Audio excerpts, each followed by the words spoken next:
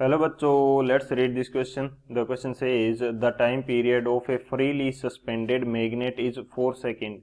If it is broken in length into two equal parts and one part is suspended in the same, then its time period will be. Option first 4 second, option second 2 second, option third 0.5 second and option fourth 0.25 second. तो इस question के अंदर हमें बोल रखा है कि जो टाइम पीरियड है एक फ्रीली सस्पेंडेड मैग्नेट का वो 4 सेकेंड है. अब यदि इसको लेंथ के अकॉर्डिंग टू इक्वल पार्ट्स में डिवाइड कर देते हैं और एक पार्ट को सस्पेंड करते हैं तो टाइम पीरियड कितना मिलेगा. तो बात करते हैं की कंसेप्ट की. की कंसेप्ट की यदि बात की जाए तो क्या की कंसेप्ट रहने वाला है हमारे पास. की कंसेप्ट हमारे पास रहेगा. हम देखेंगे कि यहाँ पे जो टाइम पीरियड होता है उसका फॉर्मूला क्या रहेगा.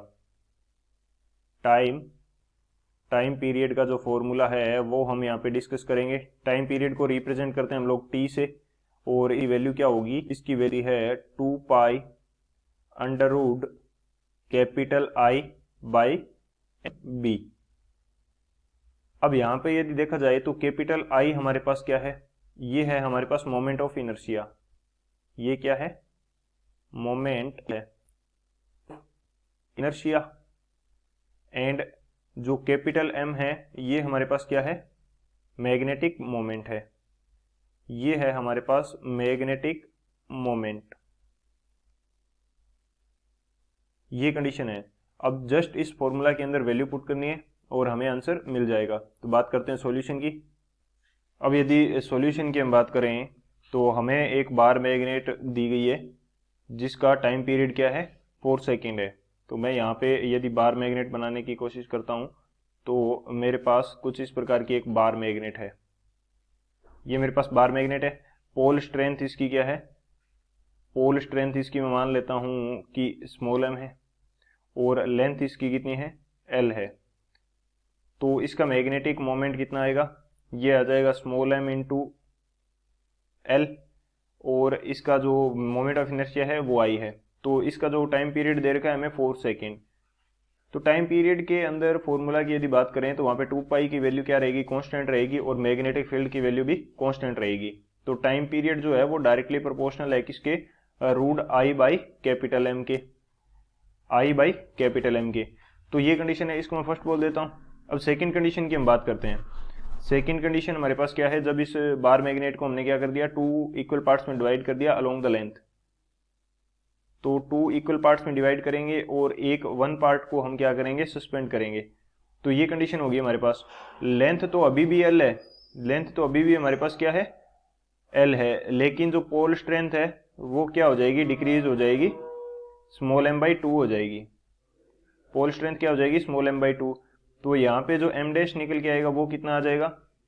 ये आ जाएगा small M by 2 into length वही है तो ये आ जाएगा कैपिटल एम बाई 2. एक तो ये कंडीशन हो गई. और यहाँ से यदि मैं आई डैश की बात करता हूँ यानी कि मोमेंट ऑफ इनर्शिया की बात करूँ तो मोमेंट ऑफ इनर्शिया कितना हो जाएगा. मोमेंट ऑफ इनर्शिया होता है हमारे पास M L square by 12. M L square by 12 होता है. लेकिन यहाँ पे हम क्या यूज करेंगे एम डैश यूज करेंगे. ये एम क्या है मास है. तो ये हमारे पास क्या है मास है. तो इसको मैं किसी और वे में रिप्रेजेंट कर देता हूँ. तो और वे में किस प्रकार से रिप्रेजेंट करेंगे हम लोग. एम डैश की जगह हम यूज करते हैं हम इसको मास ही बोल देते हैं.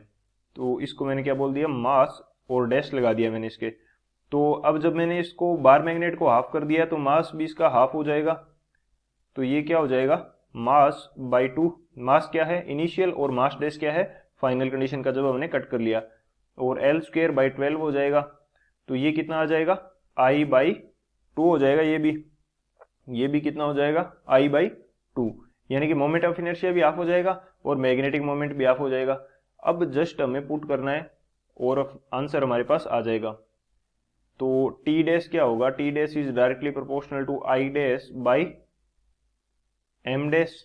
ये कंडीशन होगी हमारे पास. तो दोनों को मैं क्या कर लेता हूँ टी बाई टी डैश कर लेता हूँ which is equal to under root I by M and into में क्या आ जाएगा आई डैश और ऊपर आ जाएगा हमारे पास एम डैश.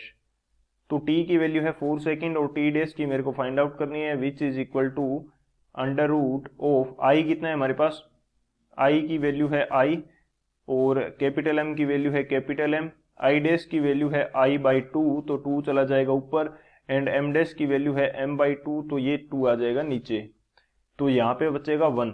तो t डेज की वैल्यू क्या आ जाएगी मेरे पास 4 सेकंड आ जाएगी, यानी कि टाइम पीरियड के अंदर कोई चेंज नहीं आएगा, वो हमें अब भी 4 सेकंड ही मिलेगा। तो कौन सा ऑप्शन करेक्ट हो जाएगा, जो ऑप्शन ए है 4 सेकंड वो हमारा करेक्ट हो जाएगा। So option A is the final answer. I hope you understood it well, best of luck, thank you.